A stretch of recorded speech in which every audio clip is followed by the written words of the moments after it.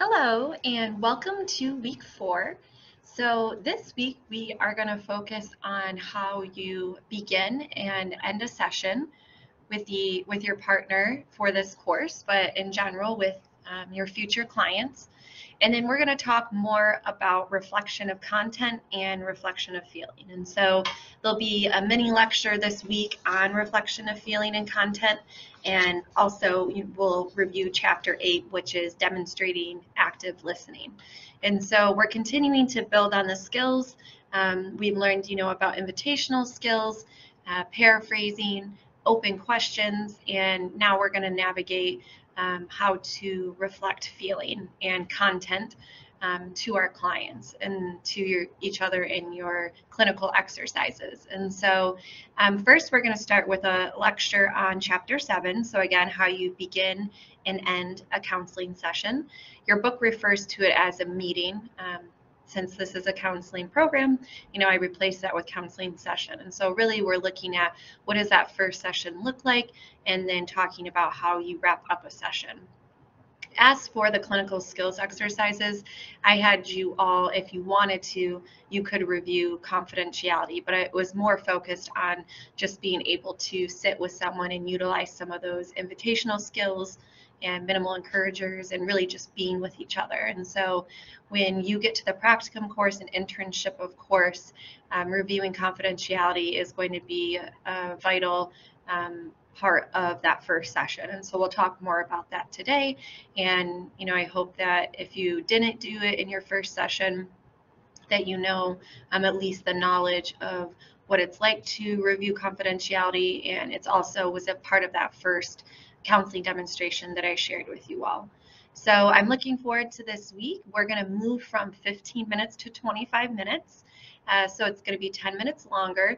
We're building up to that 50-minute therapeutic hour. And so I want you guys to get comfortable with sitting with somebody for a longer duration. And so the focus of this week and what you're going to be assessed on, I was reviewing that before this lecture, but let me look at it again just to make sure I'm sharing with you all the accurate information. But if you go back to Module 1 under grading rubrics, again, those are the grading rubrics for each clinical exercise. And so for this week, again, it's 25 minutes, and you're going to be building on the skills that we already learned, like empathy, summarizing and paraphrasing, and some of those invitational skills. Your posture, the use of silence, and being able to actively listen. And then this week, you're going to focus on incorporating more open questions and reflection of feeling and content. So as you can see, the skills are building, and I'm hopefully through the counseling demonstration, you can see the application. And so this week will be the week that I'm giving and starting to watch your videos and give you feedback. And so I'm hoping as I give and complete the feedback earlier in the week, I'm hoping to get back to you guys. My goal is to get back to you feedback by Wednesday after it being due that Sunday. And that would, the purpose of that would be that you would have time to review the feedback before recording your next session. I know that we all have, busy schedules, and our lives and our daily routines may interfere with how much availability you have to do that clinical exercises with one another. So you may record before you get the feedback, but I'm just letting you know my goal is to get all the feedback to each one of you by Wednesday after it's due that respective Sunday. So then if there is feedback that would be helpful for you to know, you can implement it in that next counseling demonstration or clinical exercise that you are doing with your partner. And so if you have any questions, as always, let me know. I'm here to support you. I am going to now transition into the lecture, and we're going to talk a little bit more about beginning and ending a counseling session. And so if you are already read for this week, this would be chapter 7 in your book. And I'm just going to give you guys a little bit more information regarding what that first counseling session looks like, and then subsequent sessions after, and how you can end a session. Okay, so beginning and ending a counseling session. So prior to the client coming to your office, it depends on where you work, is going to set the tone for how much information you're going to know prior to that first session. So when I was working in private practice or at college counseling centers, there was an intake form that clients really briefly filled out that gave me insight into what they were coming in with and a little history.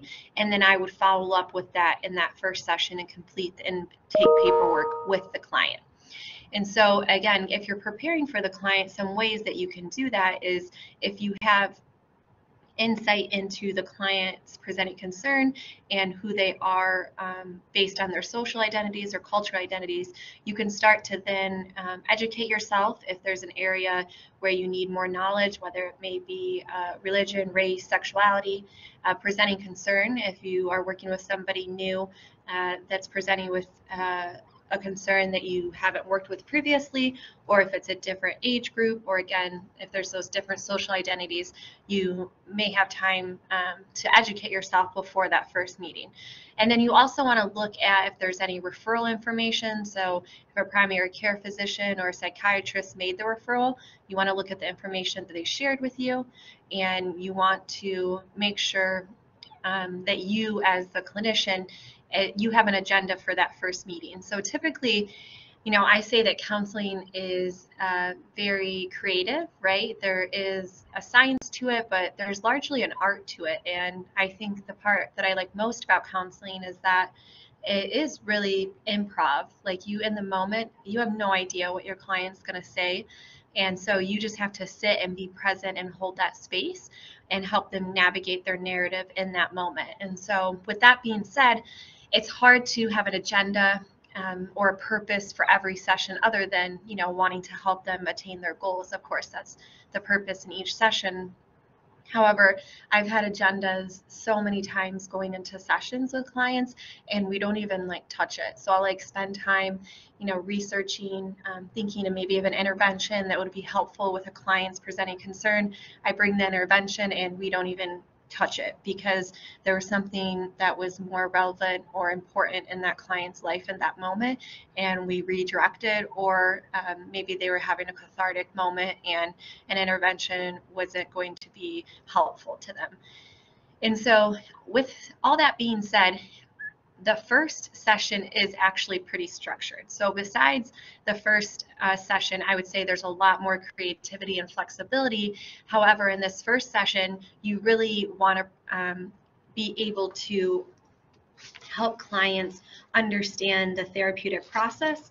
You want to set the tone for your work with the client, and you really need to verify and review confidentiality and privacy. And so since those things are part of that first session, it does make it more routine and structured than any other session you're going to have with clients. And so again, we want to think about what's going to provide a client with emotional and physical safety, and really be cognizant of our client's social and cultural identities, and having maybe some education within those areas if we're lacking it prior to that first session. And so we want to also make sure that we can really be present with our clients. And so prior to that first session, we want to be able to put aside our own stuff that's going on and really be able to fully be present with the client as you're meeting them for that first time, and really wanting to build that rapport and safety for the client. And then typically clients, so I think this was helpful for me to know when I was a counselor in training, that clients are really anxious that first session. Even if you've been in therapy your whole life, I have been, I think the first time you meet somebody new, there's still that unknown, there's a vulnerability, and you are really having to be comfortable with just sharing parts of yourself with a stranger. So if anything, I remind myself that the client's actually way more nervous than I probably am, and how can I provide a space and let go of some of my anxiety so the clients can let go of some of their own. And so that really can just be being cognizant and aware of the client's feelings about the meeting, and really taking time to prepare for meeting the client for the first time. And so when I have a new client, I usually a few days prior review their intake. I look if there's any education that I need to attain in order to really understand the client's presenting concern.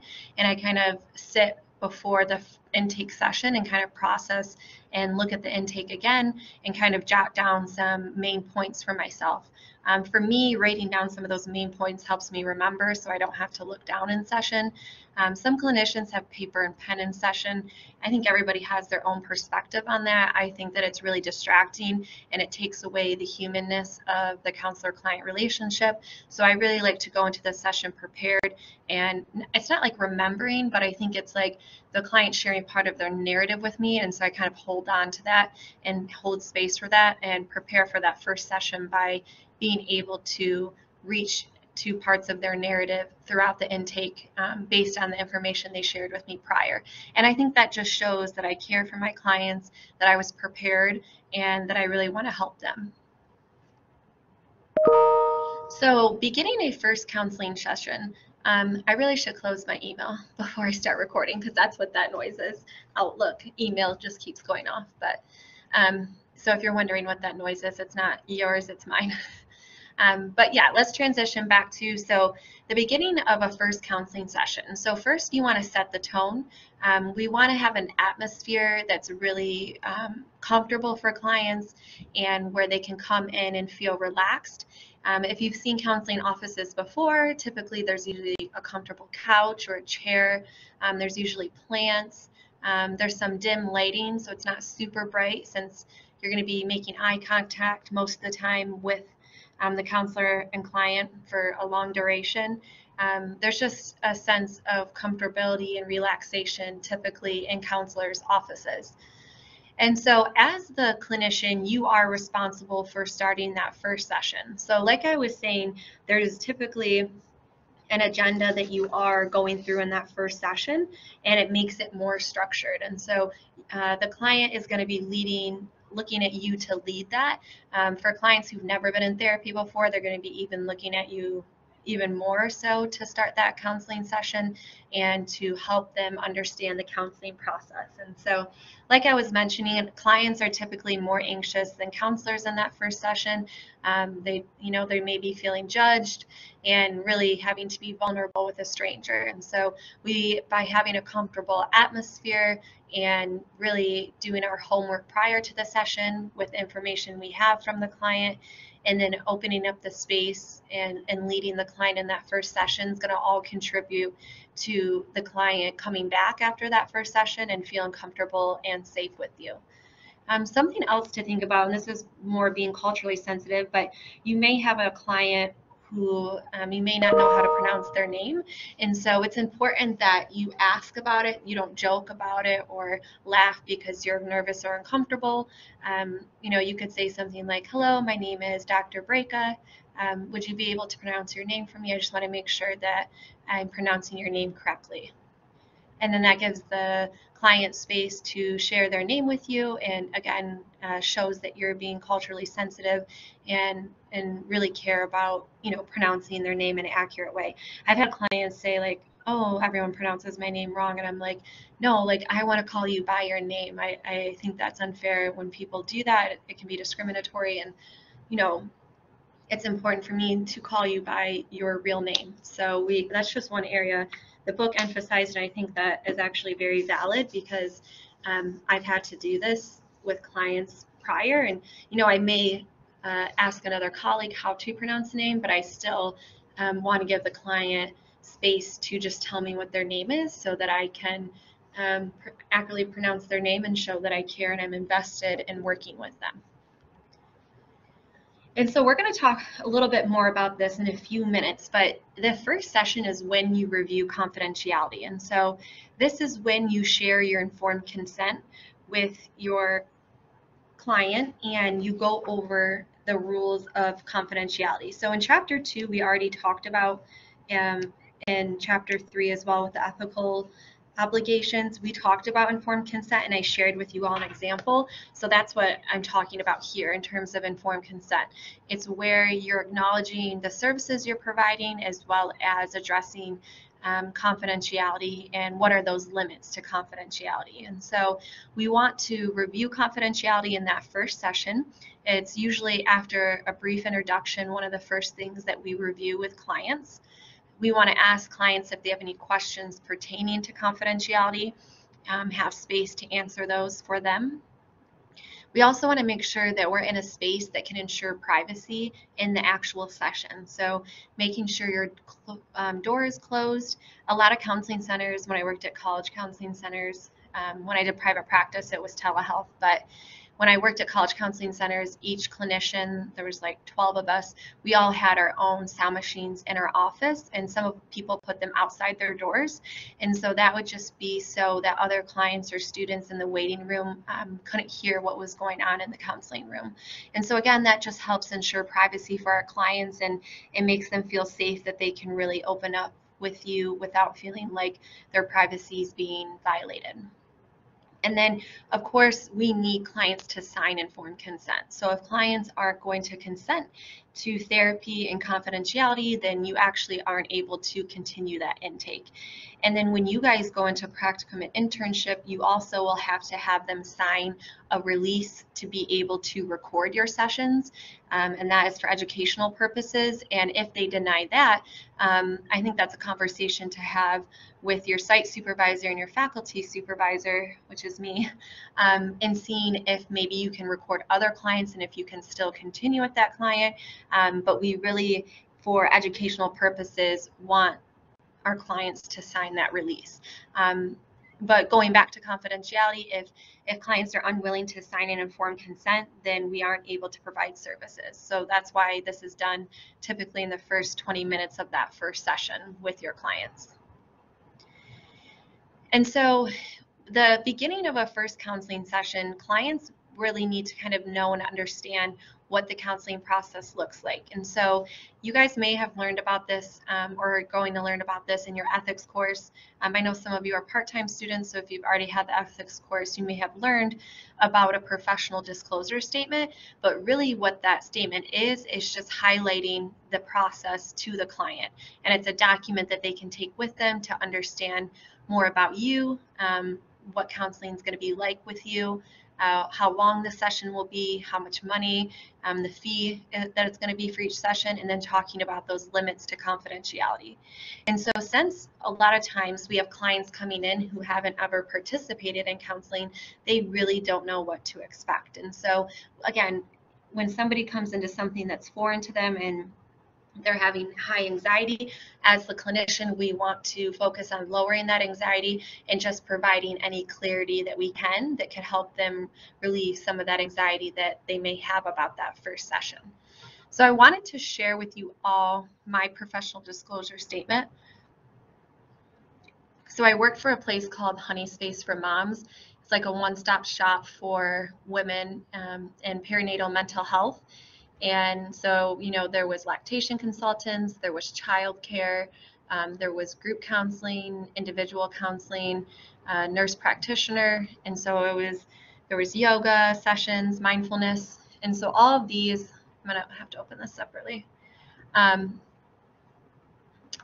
So all of those professionals were provided in one space, and I think it really helped people who were, you know, within the journey of parenthood or working through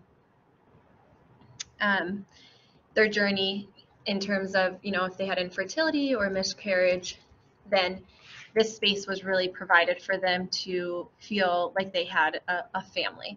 And so this professional disclosure statement that I'm sharing with all of you is from my work at Honey Space for Moms. And so first I have the location, my office number, my email, and then I have my credentials.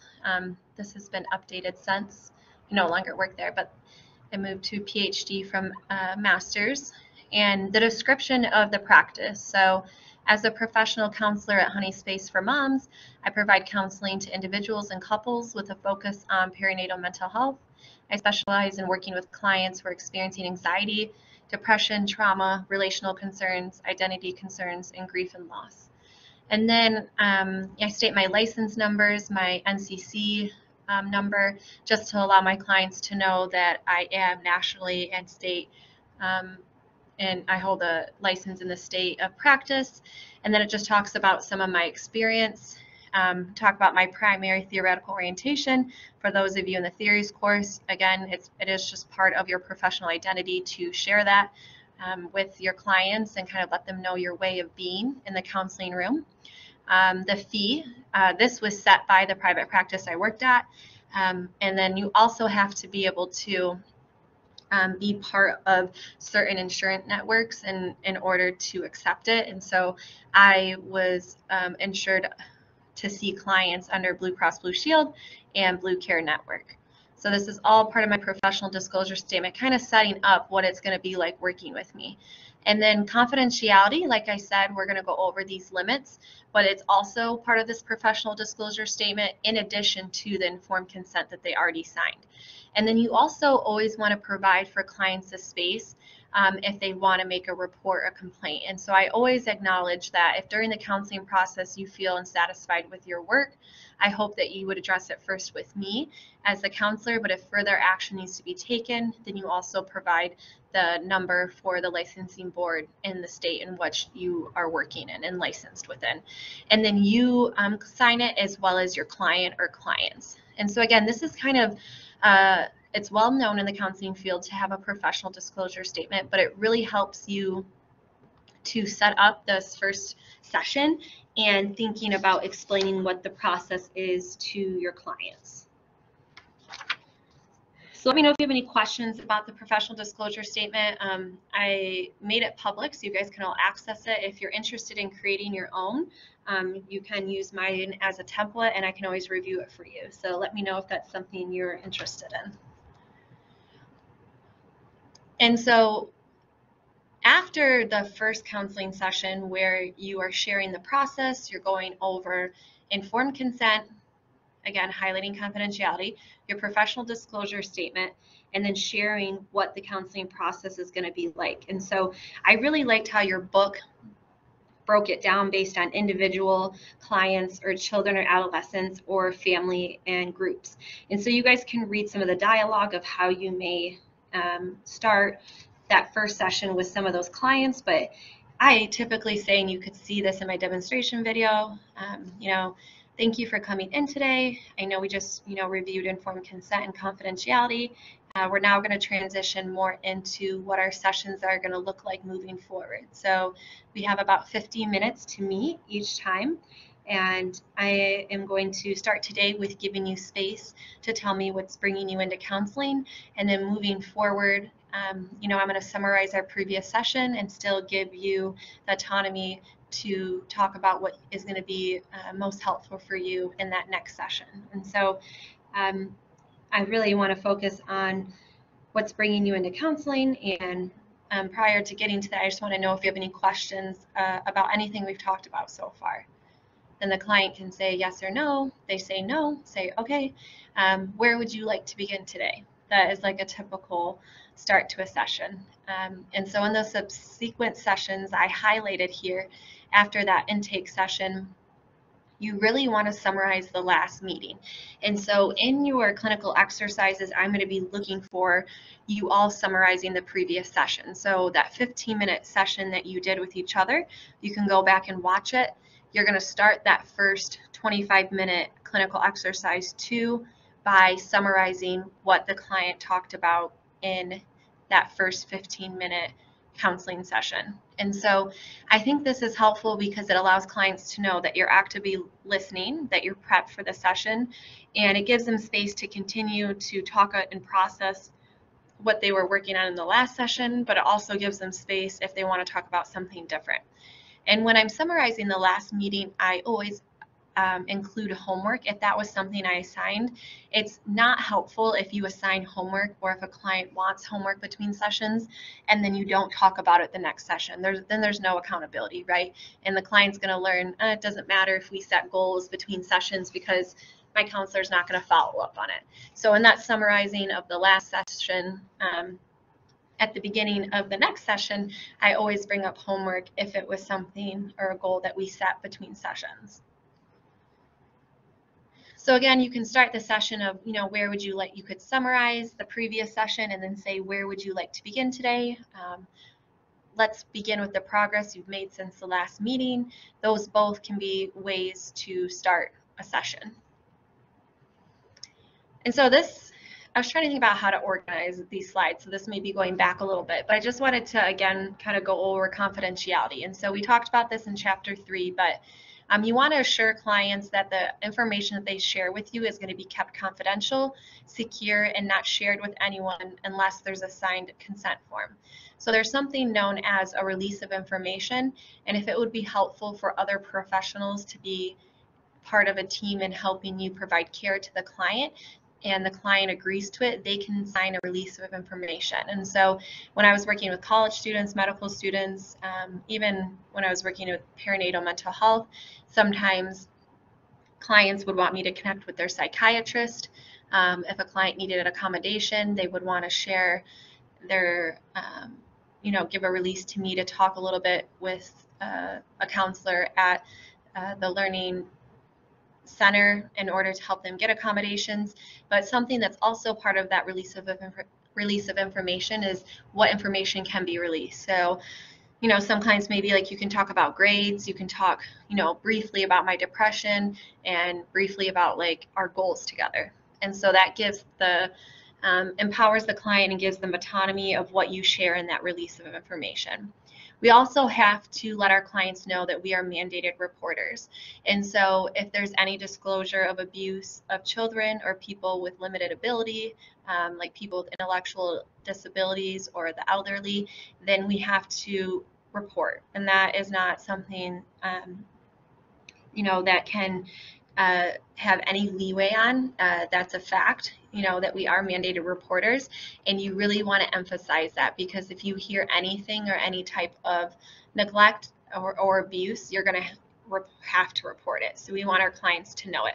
In fact, when I was working at a practicum center, anytime a client shared information that had to be reported, even if it was a parent abusing their child, there would be conversations about the safety with that.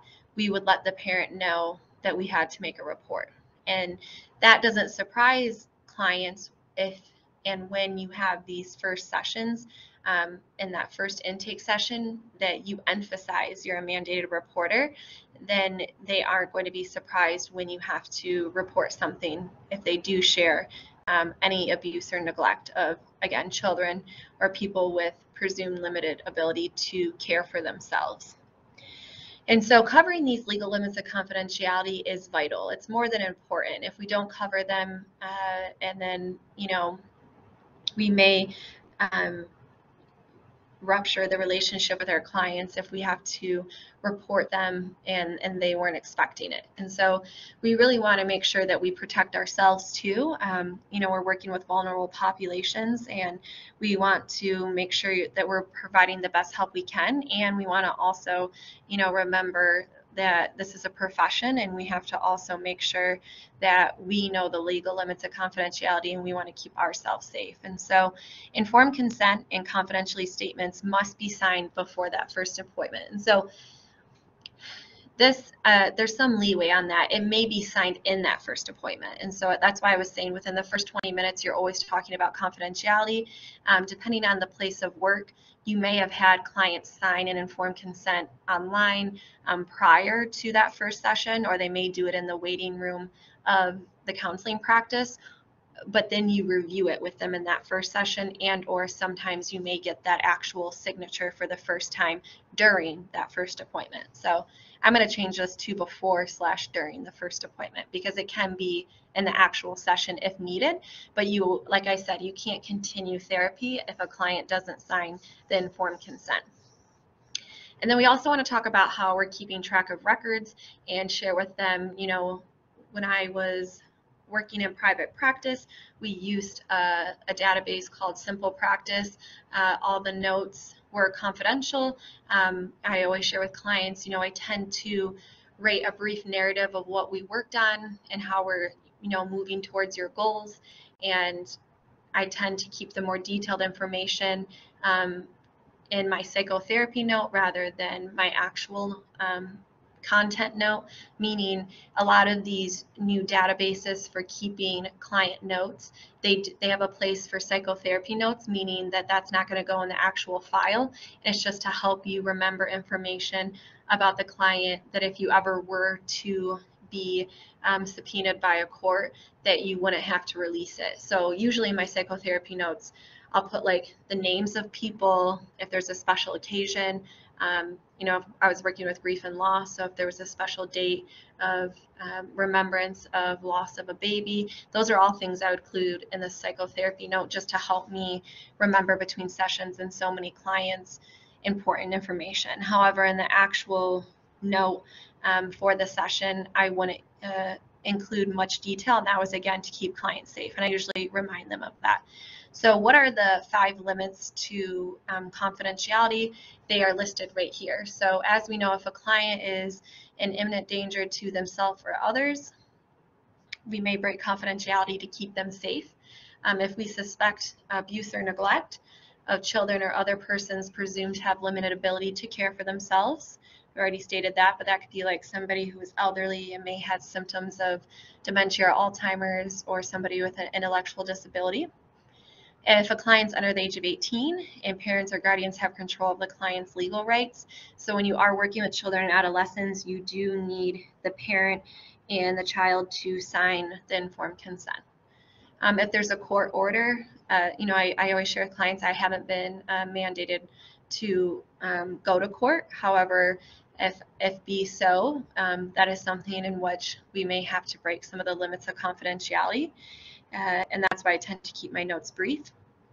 And then lastly, if the client gives written permission to release information. So like I was saying, if you sign a release of information, then you can work with other professionals, but that's based on the client and what they want you to share with other people to, again, help them have the best treatment. So confidentiality, it's important. That's anything you learn from this slide. You go over it in that first session or before, and until clients sign informed consent, we can't go forward with counseling services. And so when you're working with minors, when you think about confidentiality, parents do have a right to know what's happening during the meetings, but it really depends on the laws in the state in which you reside, the agency rules, and who you are as a counselor and the unique situation. And so right now, my niece, who is living with us, and we have guardianship over her, she's in counseling each week, and the counselor will send me a short little email every Friday just to kind of let me know. It's pretty vague, and it just lets me know how she's doing in the session. And so I'm going to give you an example.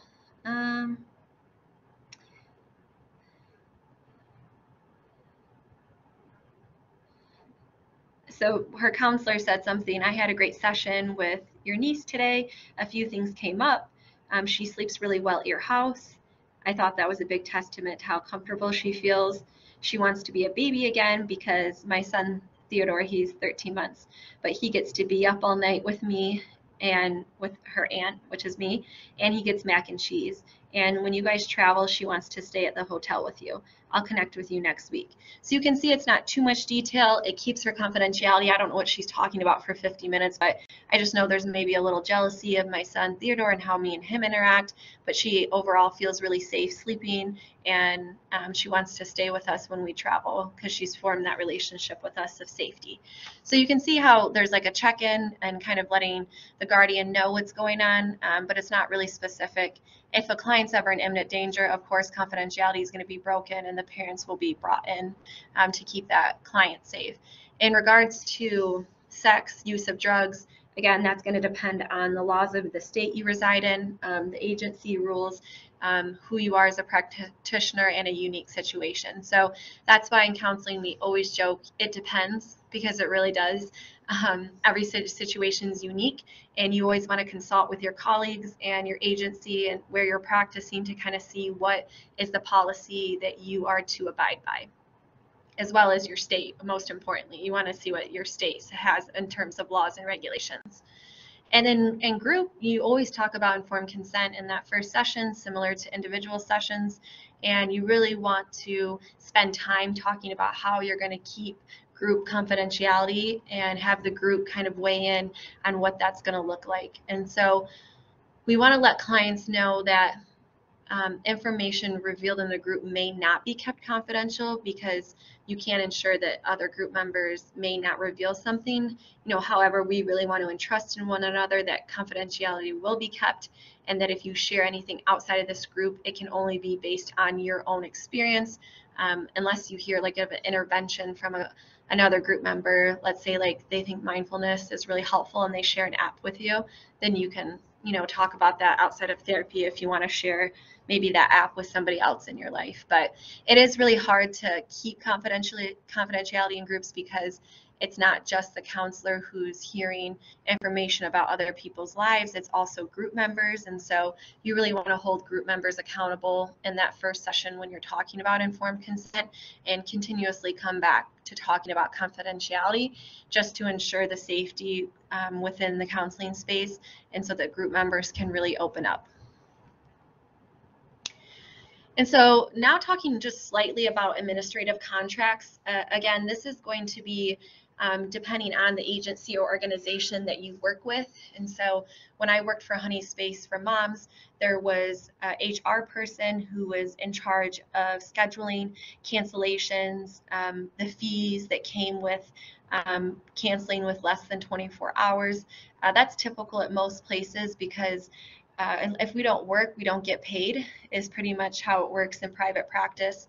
And so if there was a cancellation less than 24 hours, then we can't fill that spot. And so there's usually a cash fee that it may be more than a lot of clients are paying after insurance. And so then they're pretty upset, but that's usually in that professional disclosure, something that you talk about. I should have had that in mind, but it was in previous paperwork that again, the HR person sent out at my private practice. And so there's usually, this is what a late fee cancellation price will be.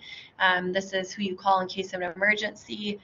Usually that's local ERs, or if there's any residential inpatient places nearby, then there's usually information listed for that.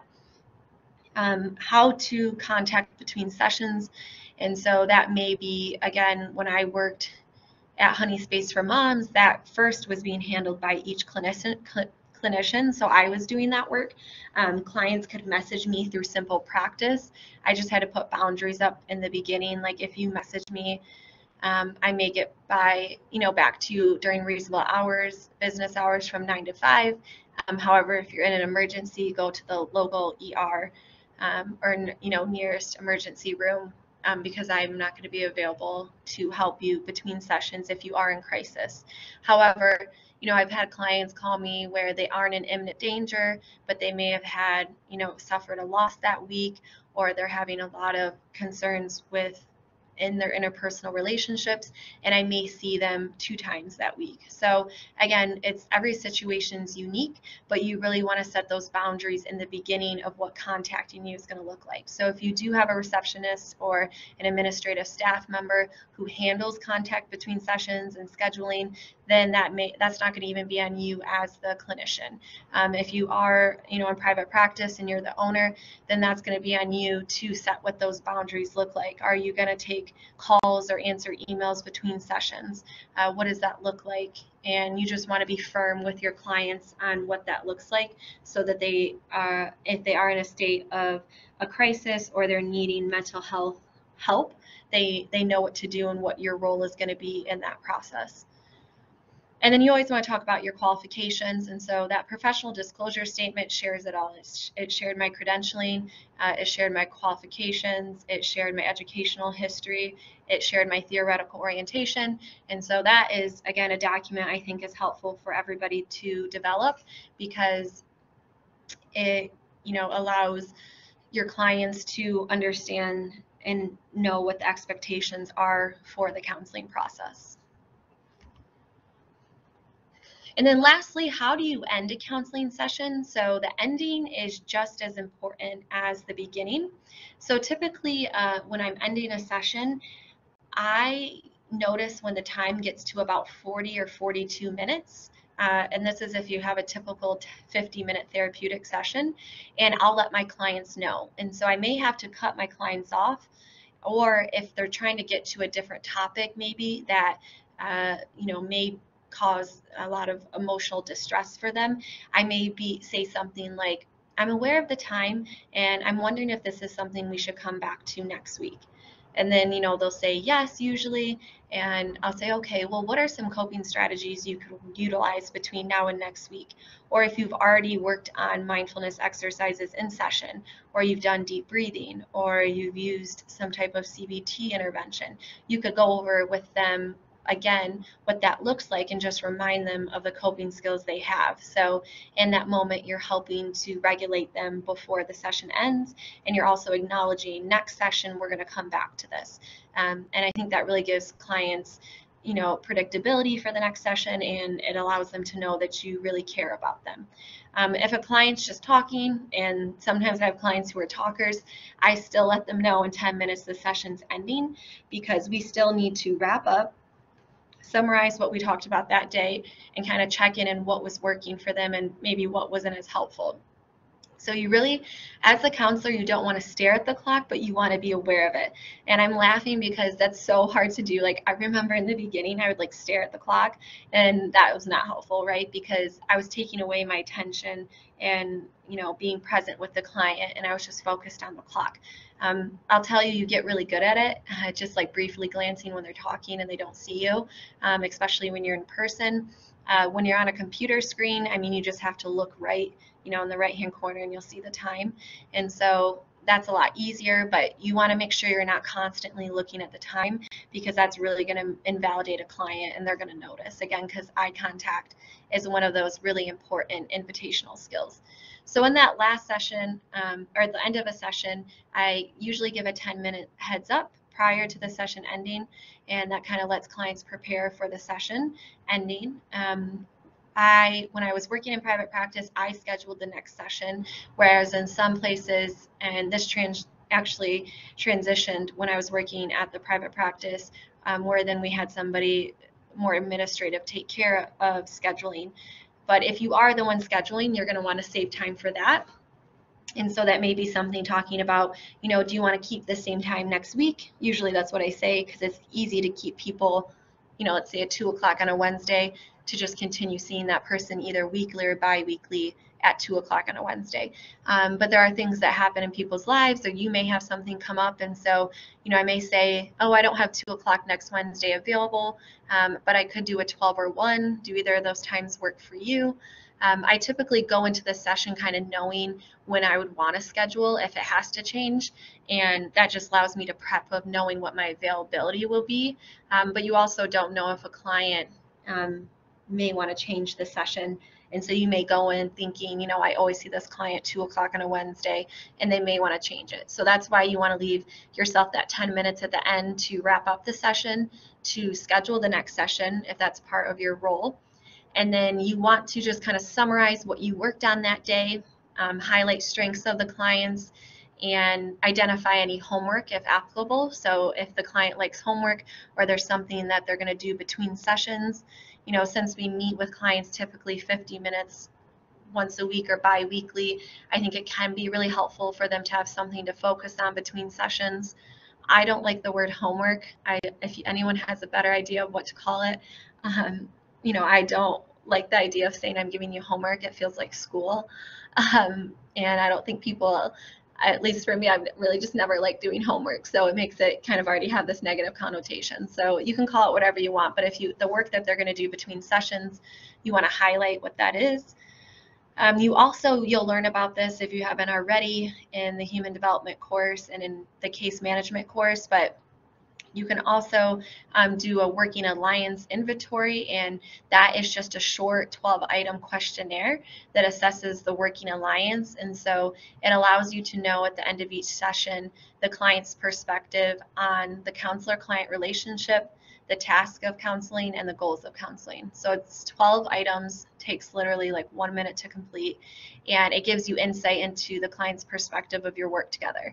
And then you can review that assessment after the session, and if there is an area of concern, you can bring it back to the next session, or if you have time in that session that day, you can say, like, I noticed that you didn't really feel like we were working towards your task today, or you didn't like the task that we were doing in session. Can you tell me a little bit more about that?